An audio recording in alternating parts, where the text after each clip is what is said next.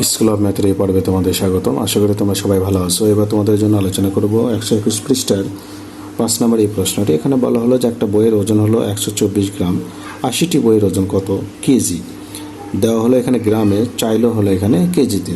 তো সেক্ষেত্রে আমরা লিখব যে একটি বইয়ের ওজন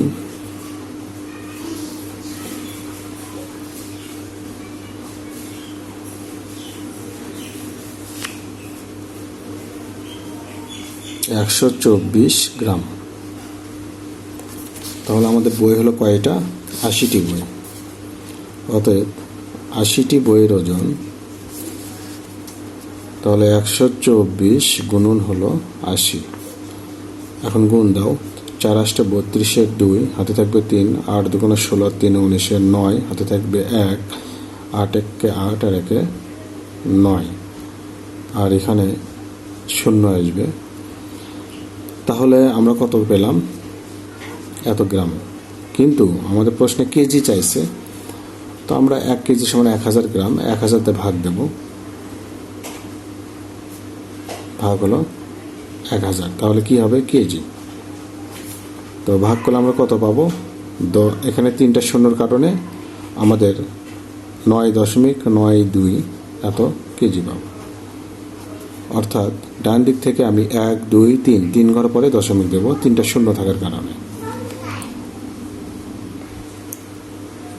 এবার পরের প্রশ্নে বলা হলো, দেখো যে 8 জন লোকের ওজন 451.2 কেজি, তাদের গড় ওজন কত?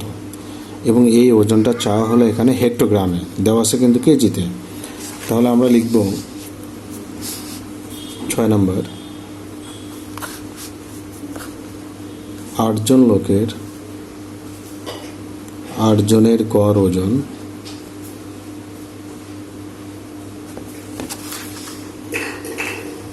আচ্ছা 8 জন লোকের মোট ওজন হলো কত? 451.1 কেজি।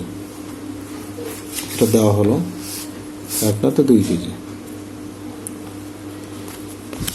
তাহলে আমরা এখানে বের করব তাদের গড় ওজন কত। তাহলে আমরা লিখব অতএব তাদের গড় ওজন। তাহলে মোট ওজন থেকে গড় ওজন বের করতে চাইলে সেটা কি করতে হয়? ভাগ করতে হয়। 8 দ্বারা আমরা ভাগ করব, তাহলে এত কেজি। 8 দ্বারা ভাগ করো, তাহলে 5 8 40,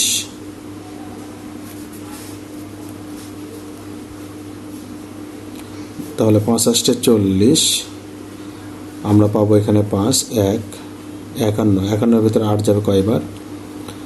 তাহলে 6 8 48, 6 8 48 আসবে 3, দশমিক উঠে যাবে 32, 4 8 32। আমরা পেলাম কত? 56.4 এত কেজি। এখন আমাদের প্রশ্নে চাইছে কত?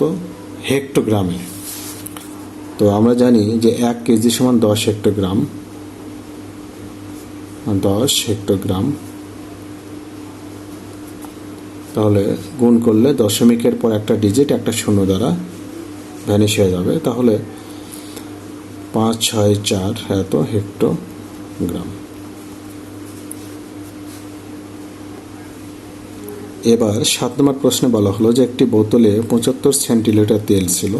শান্তি ওই বোতল থেকে 180 মিলিলিটার তেল ব্যবহার করার পর বোতলে আর কত লিটার তেল অবশিষ্ট রইল? তাহলে এখানে সেন্টিলিটার, এখানে মিলিলিটার, আবার চা হলো কি লিটারে। তো আমরা যে কাজটি করব, আমরা এখানে সেন্টি থেকে চাইলে মিলিলিটারে যেতে পারি, তাহলে হিসাবটা একটু সহজ হয়। আমরা তাহলে 7 নম্বরে যে কাজটি করব, আমরা লিখব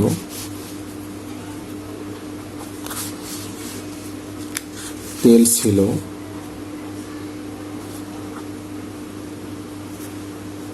75 সেন্টিলিটার। আমরা জানি যে 1 সেন্টিলিটার সমান হলো 10 মিলিলিটার। তো আমরা 10 দিয়ে গুণ দেব, তাহলে এটা মিলি লিটার পাবো। তো এখন আমরা এখানে পেলাম 750 মিলিলিটার। তারপর কি বললো যে শান্তি ওই বোতল থেকে 180 মিলিলিটার ব্যবহার করে।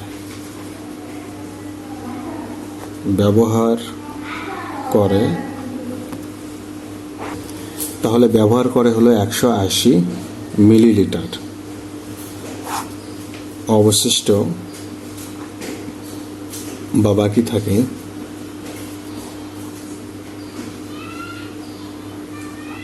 এত মিলিলিটার। তো আমাদের প্রশ্নে কিন্তু লিটারে চাইছে। আমরা জানি যে 1 লিটার সমান 1000 মিলিলিটার। তো 1000 দিয়ে আমরা ভাগ দেব, তখন হয়ে যাবে লিটার।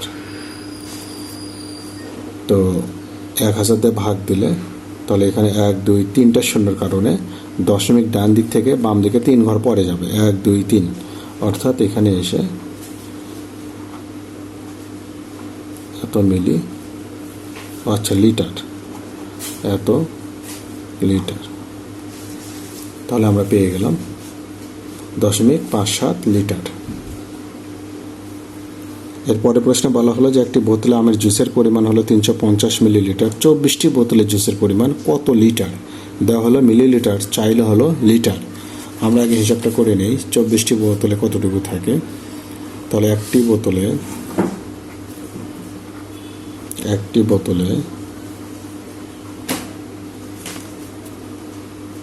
জুস থাকে তোমার 350 মিলিলিটার। 350 মিলিলিটার।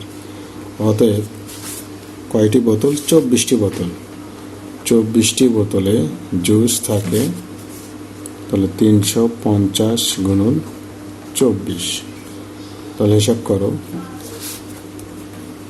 350 24, 4 5 20, 3 4 12, 14, 5 2 10, 0 3 2 6 7 0 4 8, আর এখানকার একটা শূন্য বাড়ায় দাও, তাহলে 8 4 0 0 এত মিলি লিটার। আমরা এটা পেয়ে গেলাম। কিন্তু প্রশ্ন চাইছে কি যে কত লিটার? আমরা জানি যে 1 লিটার সমান 1000 মিলিলিটার। তাহলে আমরা 1000 দ্বারা ভাগ দেব, এত লিটার। তাহলে 1000 দ্বারা ভাগ দিলে 1 2 3 ঘর পরে এসে দশমিক বসবে, এত লিটার। এরপরে প্রশ্নে বললো যে একটি পরিবার 8 দিনে 20 লিটার পানি ব্যবহার করে, ওই পরিবার দৈনিক গড়ে কত ডেসিলিটার পানি ব্যবহার করে? দেওয়া হলো লিটারে, চাওয়া হলো কি ডেসিলিটারে। আমরা তাহলে এখানে হিসাবটা করব যে 9 নাম্বার, 8 দিনে ব্যবহার করে 20 লিটার।